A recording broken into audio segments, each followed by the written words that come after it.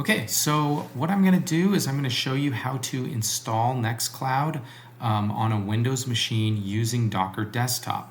Okay, so there's a few things that you need to know. I'm using this Docker Compose file right here.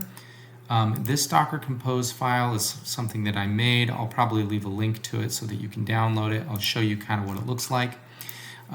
So we have three services here. We have the actual nextcloud app, we have the Redis database, and we have the nextcloud database, the Redis database, and the nextcloud app.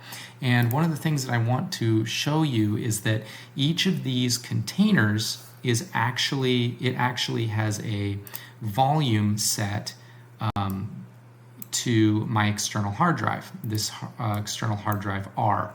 And the thing that I didn't realize at the beginning was that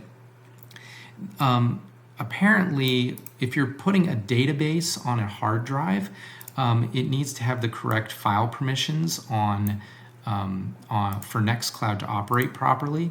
So the thing is about my external hard drive, it is an EXFAT formatted hard drive, which does not support Linux file permissions. So I'm going to show you how to overcome that. All of these containers have some kind of a volume on that drive. And this one actually has two volumes on the drive, and one of them is the PHP configuration, where we're going to basically overcome that EXFAT formatted hard drive. All right, so let me show you what that looks like over here. This is the hard drive R, and it has a folder nextcloud, which is what those volumes are pointing to. And these are all of the folders that are pointing to that volume. I'm just going to delete these so that we can start from scratch. Okay, let's go ahead and do a Docker Compose up on this. Docker Compose up. And the other thing that you're going to notice really quickly is this nextcloud app, it does not have any ports so you can't access this app through ports. If you want to add some ports into this, you can. You just type port and then the port number that you want to use. But I'm actually using a proxy manager, which is why I have this special network and saying the network is an external network, and that has to do with the association to my proxy network. So if you're not going to use a proxy manager, just change the name of this network and then update it on all of the containers, and then change external to false. So that's the only other thing that you need to know. Let's see. So now that the container is up and running, let's go over to our web browser and press refresh. And we're waiting. And this usually takes a little while, so while we're waiting for that, I'm going to just pause the video. Here we go, we're still loading. This can take up to 30 seconds or a minute, guys. It takes a while after that container goes up for the very first time. It can take a minute. So if you just keep refreshing it, eventually it'll show up with the actual nextcloud page. Just letting you know, if it's not going and you see that little circle going and going, just wait and be patient. It should come up.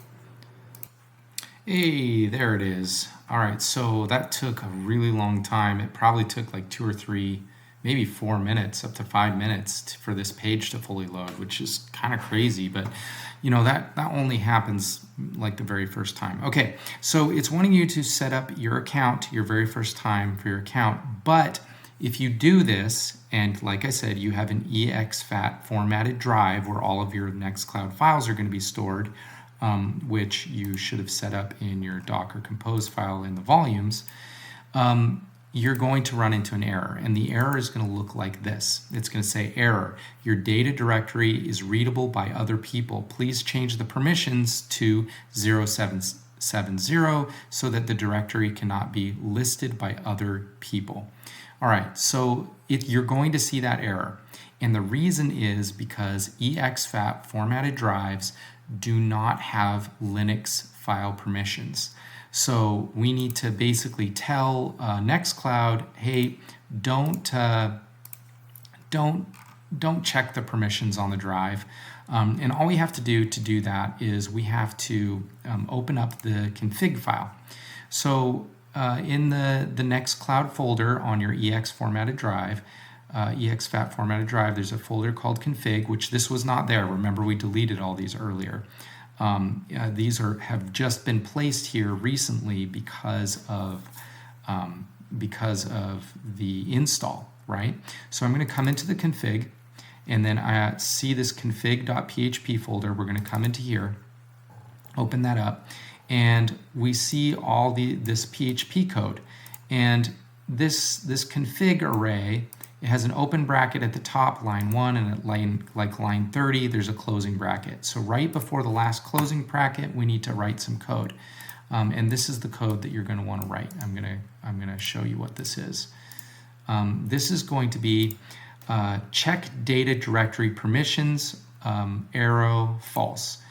And what this is going to do is it's going to say, hey, you don't need to check the permissions on the drive. So let's save this, and we're going to actually turn the containers off by doing docker-compose down.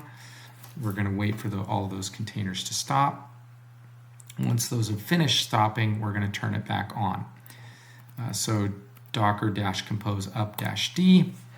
And now when you go through the setup process, we'll wait for those containers to come up. And there they are, they're all the way. Now we can actually set up our account. And I'm going to do that and press the install button. And then I'll pause this so that it just doesn't take up your... Okay, so I pressed the install button and I got this bad gateway. And the reason this happened is because I accidentally didn't wait long enough for these containers to start up. So basically, there we go. It's good now. You just have to wait for it to actually, the containers to fully start up. Like I said, nextcloud is a little bit slow, so you got to kind of wait on it. And then once you can see that the server's actually running, the containers are running, then you can start adding in your account information. All right, now you can see that it is actually loading, and this is the install process. So again, you just have to wait, and I'll pause it until until the installation is fully completed. All right, it didn't. I pressed the install button, and it just went to this page. So let's see what happens if I refresh it. It's just, this install process, it takes a while, and sometimes you got to wait on it, and it times out, and you just got to refresh it again. Again, it looks like I'm gonna try refreshing it, see how it goes. Hey, and there we go. After having had to refresh it like 3 or 4 times, we're finally here. So let's log into our account that we just set up and see how it goes. We're in our dashboard, finally. Yeah, so this is it. That was, the long-winded explanation.